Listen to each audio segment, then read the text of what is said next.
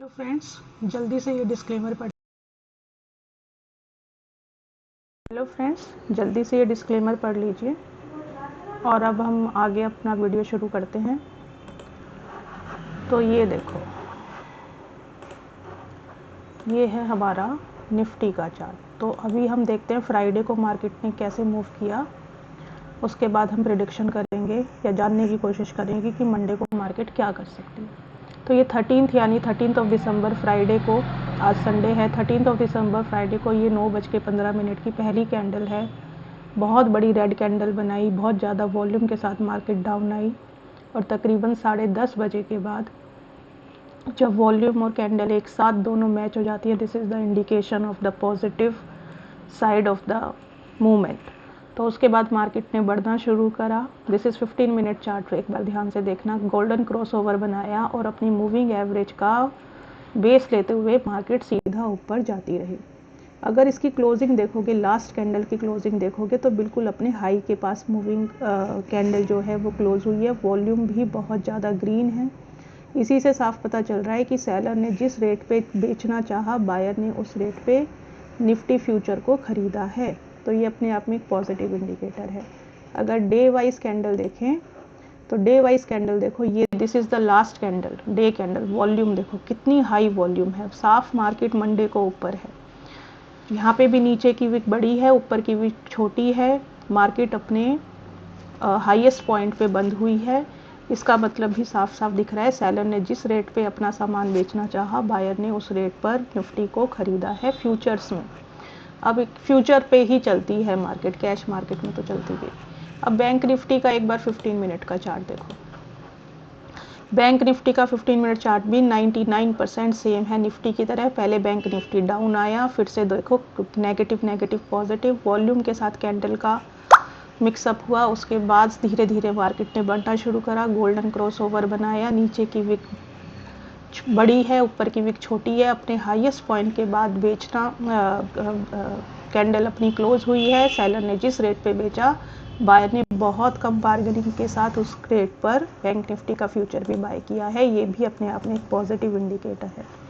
Day candle देखते हो तो देखो, this is last candle, is the day candle. इसमें भी कितनी ज़्यादा वॉल्यूम हुई है, नीचे की विक कितनी बड़ी है, ऊपर की विक छोटी है।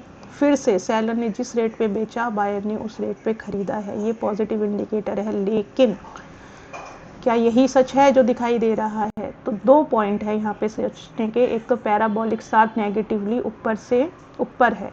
पैराबोलिक सार अगर मार्केट ऊपर जाने का इंडिकेशन बिल्कुल क्लियर होता है 100%, तो पैराबोलिक सार नीचे होना चाहिए।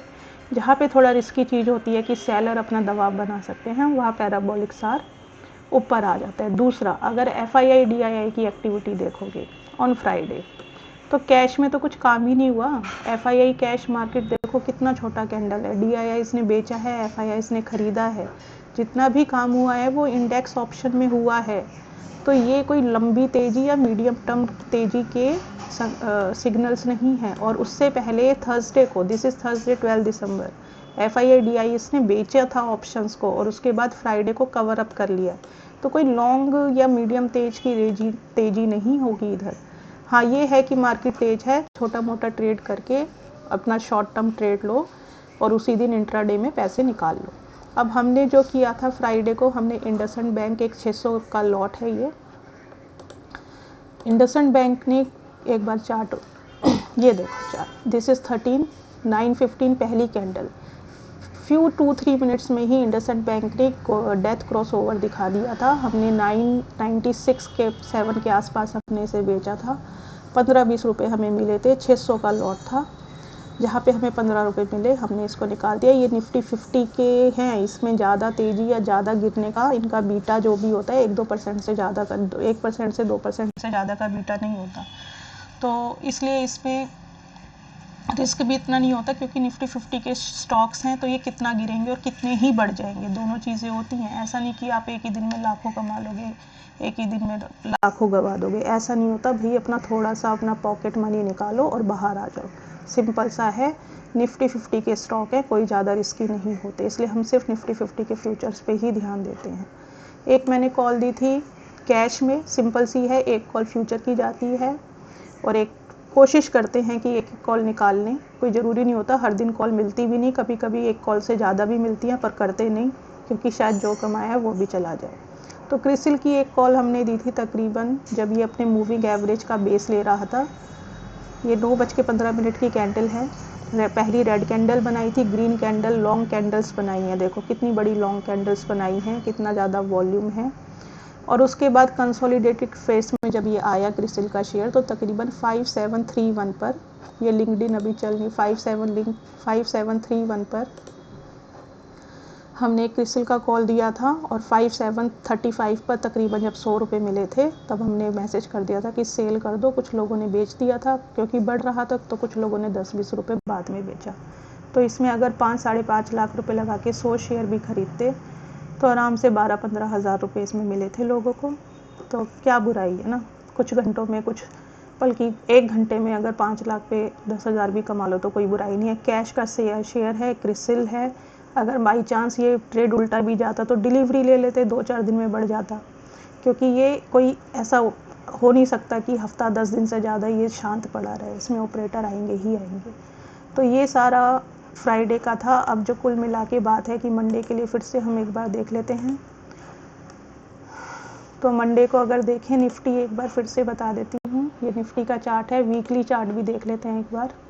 तो वीकली चार्ट भी देखो, निफ्टी का वीकली चार्ट भी पॉजिटिव, नीचे की वीक बड़ी है, ऊपर की छोटी है, बिल्कुल हाईएस्ट पॉइंट पे निफ्टी बंद हुआ है। नो डाउट मंडे मार्केट तेज रहेगी। बैंक निफ्टी का भी वीकली चार्ट एक बार देख लेते हैं, देख लो। ऊपर की वीक छोटी है, सेलर ने जिस रेट पे बेचा बायर ने उस रेट पे खरीदा है। मंडे मार्केट तेज है, लेकिन ज़्यादा लालच नहीं करना, छोटा सा अपना पॉकेट मनी निकाल के बाहर आ जाना, क्योंकि ये लंबी तेज़ी नहीं है। FII DI डाटा साफ बता रहा है कि ऑप्शंस में ही मार्केट को बढ़ाया जा रहा है। बड़ी मछली जो भी जाल बिछाती है छोटी मछली को खाने के लिए बिछाती है। तो अपने कुछ पैसे कमाओ और बाहर आ जाओ। तो आज के लिए इतना ही है, मंडे के लिए बेस्ट ऑफ लक।